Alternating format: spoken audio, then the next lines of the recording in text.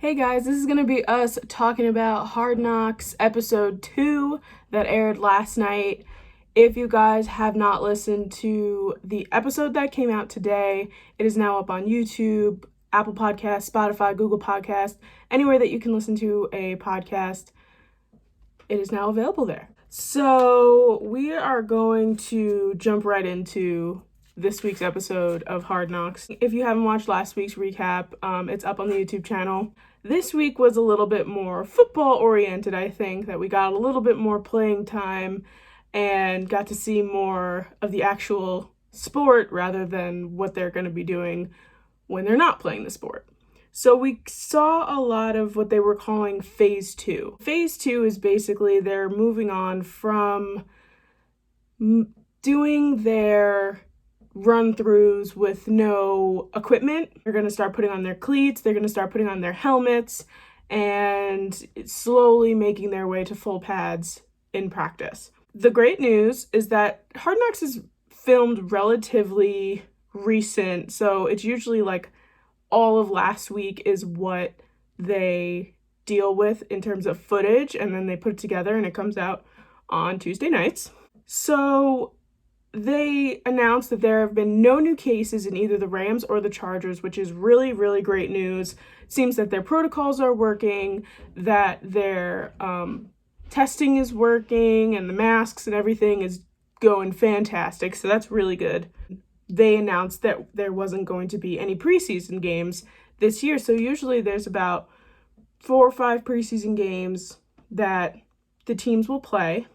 This year, since COVID is a pretty big deal, they don't want to do these preseason games. What I didn't think about was the fact that in preseason games, they're fun to watch just because it's like, oh, football's finally coming back. Like, thank God football's finally coming back. But we're not ever really seeing our star players, main guys that we usually watch during the season. This is where the coaches will put their rookies in to see where they lie. We've seen a lot of people come out of preseason games like, oh, like, look at that rookie. He actually is really good. Like, maybe he'll end up being a starter with Austin Ekeler, who is a running back for the Chargers. And last year, he was able to prove himself in the preseason games, and then he ended up being a starter for the Chargers. That is something that a lot of rookies are not going to have the chance to get. So these rookies are going to have to work twice as hard to prove themselves in practice, which is not really where you would prove yourself on the football field. Then we move on to other players. We see the effects of COVID and quarantining. I couldn't catch his last name, but there was a teammate named Darius who was a rookie. He weighed 235 pounds when they drafted him. A lot. That's a lot of weight. But they noticed, and Anthony Lynn specifically noticed, he does not weigh 235 pounds anymore. He now weighs 253 pounds, which honestly I think some people can relate to. The fact that gyms have been closed, it's been kind of hard to be active and things like that. So basically Darius has to lose like 20 pounds, and that's not something that can be easily done. It is a little bit easier when you have trainers and dietitians and people that can basically be like, this is what has to be done, we'll make sure that it gets done. So we show him working out and everything like that, and he said that his biggest deal was that he's been cooped up in a hotel, he hasn't been able to do the things that he's usually able to do, and therefore gained some weight. I think that it's something that a lot of people can relate to right now. Then we move on and we see a little bit more of Jalen Ramsey, and instead of seeing the football aspect of Jalen Ramsey, we're seeing his more personal life, which is fun. The big talks with Jalen Ramsey right now have been his contract. And Jalen Ramsey has said, like we talked about this in the previous recap of episode 1, Jalen Ramsey doesn't want to talk about a contract at all. He made it a point to say that to the people in the newsroom and the reporters, And now we're following him around while he's house hunting, and we get to follow him to this beautiful house. It's literally looks like it's in a desert, but the house is beautiful, and he goes to look at it. They've literally personalized the house to his family portraits, to things that he likes, to things that he's said or quotes that he likes. If that doesn't sell a house, I don't know what will. So we see Jalen Ramsey house hunting, and I think that that ends up being the house he's going to buy. Probably for legal reasons, we probably can't know that that is the house that he's going to buy, in case anybody's like stalking him or anything like that. Very nice personal stuff that you miss out on in football world sometimes. You forget that these people are actually people. There was just a little clip of Dante Dion running around laughing. It was quite maniacal. It was kind of weird, but he was a little nervous, so it was okay. And then we see our first glimpse of like really getting into the nitty-gritty of Jared Goff. And he has we go to his house, and he's got a personal golf course that is called the Goff course, which is so cheesy. It's the most cheesy thing I've ever heard. You have a golf course called the Goff course. Like, come on now. He has like basically a place where he stands to hit the balls. It's elevated, and then he's shooting down towards holes that are for golfing. There's just golf balls all over the place, and he's just hitting them. I don't know how they approved this in terms of residential things. I don't know what if he hits the ball over the fence into his neighbor's yard. I don't know what the liability here is. They're saying like, oh, have you ever gotten a hole-in-one? And he goes, yeah, I've got like a lot of hole-in-ones. I've got like 10 holes in one. Out of the amount of balls it seems that you hit every day, Jared, and the amount of balls that we're seeing on the golf course, I mean, 10 hole-in-ones, it could be impressive, but in terms of the amount that you're hitting, also we saw him like get no balls in any holes. Really, Jared? Then we move on to our coronavirus talks, because I think that it's going to be a talk in every single episode that happens on Hard Knocks. So we go into our virus talks, and they're basically talking about how there's not that many people getting infected. Everything's working. Protocols are working, like we were talking about before. And then we meet Seth Ryan, is the son of Rex Ryan, the old Jets head coach. I mean, I grew up watching Rex Ryan coach the Jets. He is a interesting human being. The fact that they're talking about his son now, who's on the staff for the Chargers. He's on the staff for the Chargers. And I believe he's like a wide receiver coach or an offensive coach of some sort. And then we find out, and they're like going to this whole thing. They show old Hard Knocks clips of the Jets and Rex Ryan. We see his son performing on the field. Like, he says he can catch any ball. Just like, you know, you're like, oh, it's Seth Ryan. That's cool. It's Rex Ryan's son. And all of a sudden they just toss you, oh yeah, he's infected with coronavirus. He's not here. And they made it almost seem like like he was dead. Like, they come in and like he has a guy who sits next to him, like, well, socially distant, sits next to him at this long desk.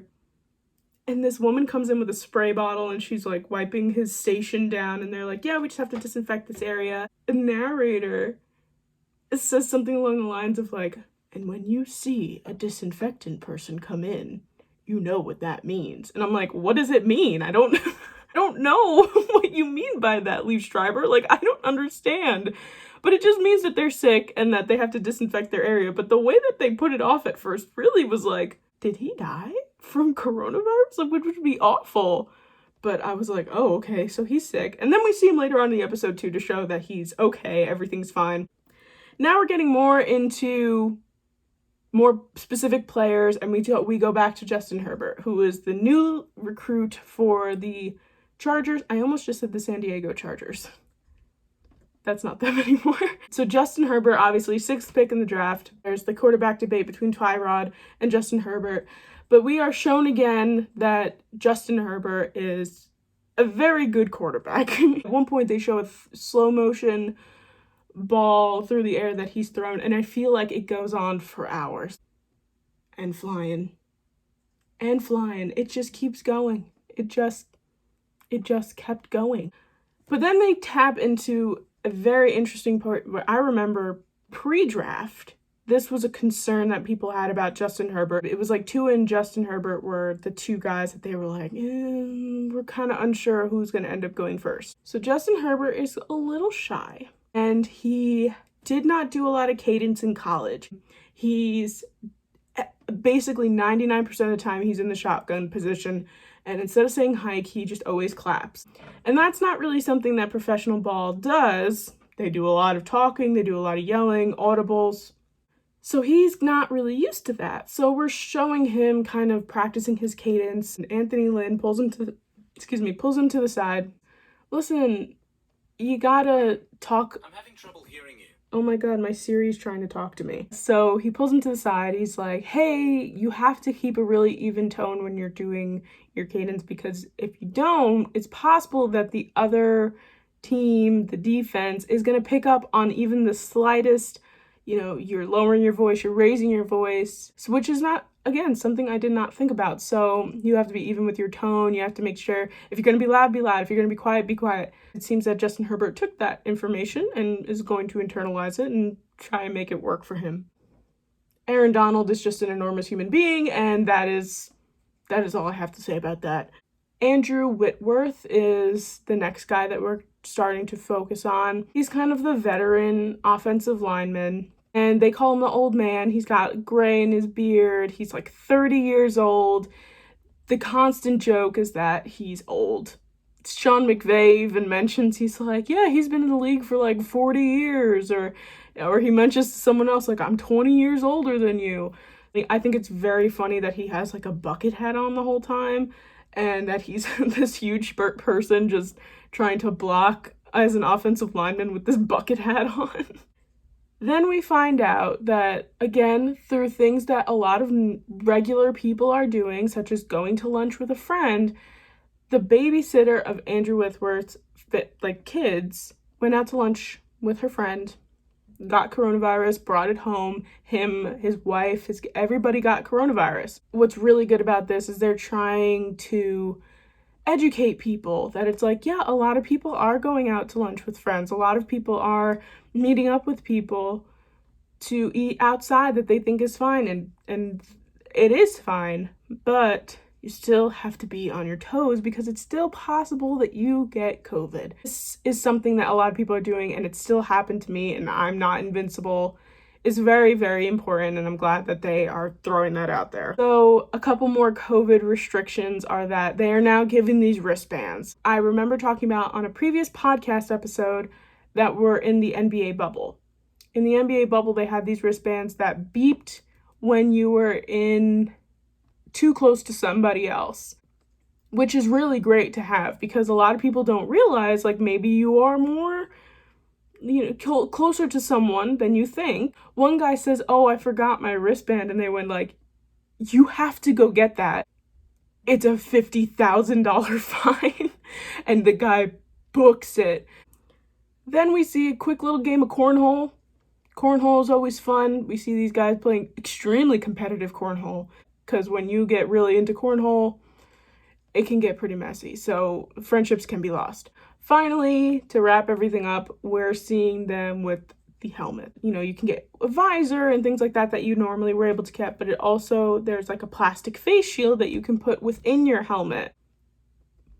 JJ Watt was somebody who said that he was like, I can't do this. I can't even deal with a visor. I can't have this in my helmet. It's not going to work. Visors are not for everyone. The face mask, the face shield that goes inside, I think should be mandatory, but if a lot of guys are saying like, I'm not going to play if I have to wear that, the league is going to be more inclined to just make it optional. But then we see all these guys basically going through their motions of personalizing their helmets and getting what color visor they want, if they want a visor, if they want the face shield. And it's an interesting process to see. But again, it's not for everybody. Like JJ Watt can't wear a visor. basically then they wrap it all up for next week's episode. So thank you guys for watching. Don't forget to listen to the podcast. There's a new episode out every Wednesday, and you can come back also on Wednesdays on the YouTube channel to see Hard Knocks recaps up until the season starts. So thank you guys all for watching, and I'll see you guys next week. Bye!